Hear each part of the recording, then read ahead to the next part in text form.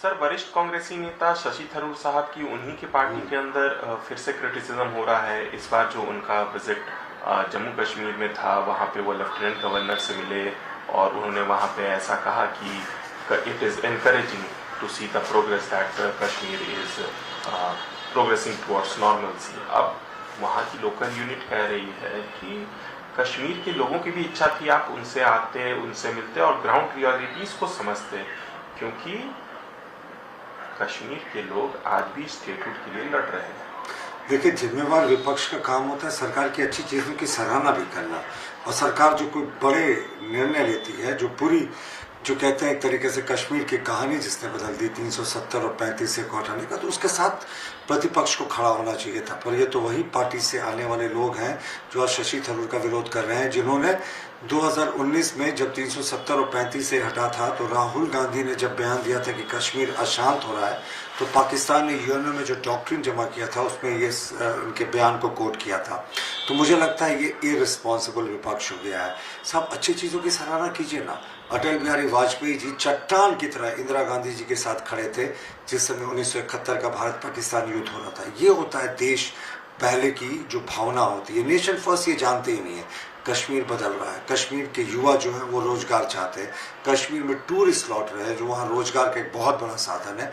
लेकिन इस रियलिटी को जब कोई कांग्रेस का नेता बोल देता है ना, तो कांग्रेसी उस पर ऐसे टूट पड़ते हैं जैसे उसने देश के खिलाफ कोई बातें कर दी। अब ये देश का कांग्रेस जो भाजपा का विरोध करते करते कब ये देश का विरोध करने लगते, इनकी भी समझ में नहीं आता। तो ये जो कांग्रेस है, ये मौजूदा कार्यकाल में बिल्कुल ही इसकी जो नैतिकता है समाप्त हो गई है।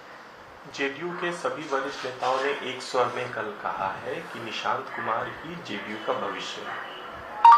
देखिए, ये जेडीयू का आंतरिक मामला है और आंतरिक मामलों में हमारी टिप्पणी नहीं है। ये तो जेडीयू डिसाइड करेगा, उसकी पार्लियामेंट्री मीटिंग डिसाइड करेगी, उसके जो कार्य समिति है, राष्ट्रीय कार्य समिति, वो डिसाइड करेगा कि अगला नेता कौन है। नीतीश कुमार अभी मुझे लगता है जेडीयू के सर्वमान्य नेता है, तो ऐसी कोई चर्चा को फिलहाल कोई जन्म देने का औचित्य भी नहीं है। लेकिन हमने कहा ना, ये जेडीयू का आंतरिक मैटर है और नीतीश कुमार जैसे लोग जो होते हैं वो लीडर नहीं होते, स्टेट्समैन होते हैं, युग पुरुष होते हैं। जिस तरीके से बिहार को उन्होंने जंगल राह से निकालकर विकास की पथ की ओर आगे बढ़ाया, तो मुझे लगता है ये चर्चा बिल्कुल अभी समय से पहले की चर्चा है। नीतीश कुमार ही साहब जेडीयू के साथ सबसे बड़े लीडर हैं। सर, दिल्ली के पूर्व मुख्यमंत्री अरविंद केजरीवाल ने कहा है कि जो राम मंदिर दान डोनेशन को लेके जो भी वहाँ पे स्कैम या इरेगुलरिटीज़ हुई हैं, उसमें बहुत बड़े लोग इन्वॉल्व हैं और इस वजह से वहाँ सरकार भी गिर सकती है। दूसरा, उन्होंने ये भी क्वेश्चन किया है कि इस पूरे प्रकरण में एसआईटी जांच ही क्यों, ईडी या सीबीआई को क्यों नहीं लगाया गया? देखिए, जैसे ही मामला प्रकाश में आया, तुरंत एसआईटी का गठन हुआ। एसआईटी बहुत तत्परता के साथ जांच कर रही है और उसको जो सुरागें मिल रही हैं उस पर वो आगे बढ़ रही है। साहब, ये राम भक्तों की सरकार है। वो केंद्र की बात करे चाहे यूपी की बात करे, ये कांग्रेस की सरकार नहीं या विपक्ष की सरकार नहीं जिन्होंने 2007 में ही रामलला के अस्तित्व को सुप्रीम कोर्ट में एफिडेविट करके नकार दिया था। तो यकीन मानिए, जो राम जन्मभूमि में धांधली की खबरें आ रही है, किसी को नहीं छोड़ा जाएगा साहब। जब मंदिर बनाने के लिए हमने कुर्बानियां दी, तो उस मंदिर की दान पेटी से जो लूट की तथाकथित खबरें आ रही हैं, उस लुटेरों को कैसे हम छोड़ने वाले हैं? बिल्कुल नहीं छोड़ेंगे।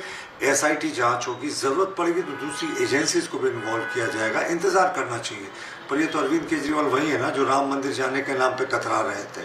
तो राम मंदिर का जो ये है वो राम भक्तों के ऊपर छोड़ दीजिए। सर, राज्यसभा चुनाव बीत चुका है, पर महागठबंधन में जो आपसी खींचतान है वो थमने का नाम नहीं ले रही है। कांग्रेस पार्टी ने तय किया है कि उनके जो राज्य के शीर्ष नेता हैं वो दिल्ली जाएंगे, पार्टी आला कमान को अवगत कराएंगे कि क्या है यहाँ एग्जैक्टली हुआ। माले खासतौर पे इस बात पे बिल्कुल ही अडिग है कि उनके तरफ से क्रॉस वोटिंग नहीं है और उन्होंने कांग्रेस को फिर से कहा कि आप सबूत दें। ये बिल्कुल, देखिए, जो वोटिंग होती है राज्यसभा में, विधायक जो वोटिंग करते हैं तो वो सिर्फ अपने दल के विधायकों को दिखाते हैं कि उन्होंने किसको वोट दिया, किस कैंडिडेट को वोट दिया। अब कांग्रेस के प्रभारी के राजू कह रहे हैं कि माले और राजद ने क्रॉस वोटिंग की। क्या उनके पास संजय की दिव्य दृष्टि थी कि उन्होंने ये देख लिया कि जो माले के एजेंट हैं वो क्या देख रहे हैं और माले के विधायक किसको वोट दे रहे हैं? राजद पे भी यही बात लागू होती है। तो माले और राजद भले ही हमारा घोर राजनीतिक विरोधी है, लेकिन इस तरीके से माननीय विधायकों का आप अपमान नहीं कर सकते। आपने क्या कहा उनको? राजू साहब ने कहा बिकाऊ है, भ्रष्टाचारी है, पैसा लेकर बिक गए हैं। ऐसी घटिया अल्फाज का प्रयोग इनको नहीं करना चाहिए। हम बार बार कहते हैं, कांग्रेस ने जो शक्ति प्रदर्शन करवाया विधायकों के साथ, सारे विधायकों के साथ प्रेस कॉन्फ्रेंस करवाया। अरे भाई दूर क्यों खोज रहे हैं, आपका जमील जमाली वही मौजूद है, ज़्यादा दूर देखने की आवश्यकता नहीं है। और वो आपने मुहावरा सुना है ना, चोर मचाए शोर, तो जिसने चोरी की आज सबसे ज़्यादा शोर वही मचा रहा है। माननीय मुख्यमंत्री जी सर दिल्ली जा रहे हैं, कल आदरणीय स्वर्गीय दिशोम गुरु शिबू सोरेन जी को पद्म भूषण मिलेगा। माननीय विधायिका कल्पना सोरेन भी साथ जा रही हैं इस सम्मान को ग्रहण करने के लिए, कैसे देखते? देखिए, दिशोम गुरु बहुत बड़े नेता थे, झारखंड आंदोलन में उनका अद्वितीय योगदान था और बहुत उनकी कड़ी लड़ाई थी। उनके पिताजी की हत्या महाजनों ने कर दी थी। उन्होंने जंगल से महाजनी और जो शराबबंदी प्रथा थी उसके खिलाफ आंदोलन किया था, विषम परिस्थितियों में लड़ते रहे। और शिबू सोरेन जी ने झारखंड आंदोलन के लिए झारखंड मुक्ति मोर्चा का गठन किया था और मेन स्ट्रीम में आकर लड़ाई की थी। कभी जंगलों में लड़ने वाला ये योद्धा मेन स्ट्रीम में लड़ाई किया, मुख्यमंत्री बने। उसके बाद जो एक जंगल से कहानी शुरू हुई थी, एक योद्धा की लड़ाई की, वो मुख्यमंत्री के पद तक जाकर समाप्त हुई। तो ये जो सम्मान इनको मिल रहा है, बिल्कुल इनके जो कर्म हैं उसके हिसाब से मिल रहा है और आने वाली झारखंड की जो पीढ़ियां हैं उनके प्रति कृतज्ञ रहेंगी।